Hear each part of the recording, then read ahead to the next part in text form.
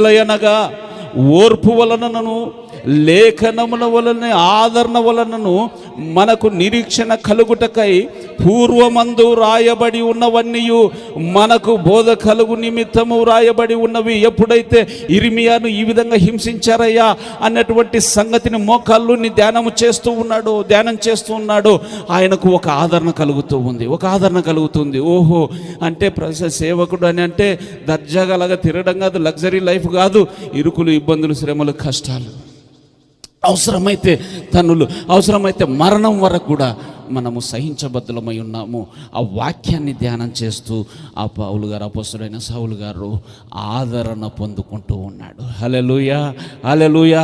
అందుకొరకే చెప్తున్నాడు, ఆ లేఖనం వలన ఆదరణ వలన నిరీక్షణ కలుగుటకై పూర్వమందు రాయబడినటువంటి సంగతులన్నీ ఈరోజు నా కొరకు నీ కొరకు సాక్షార్థమై ఉన్నవి.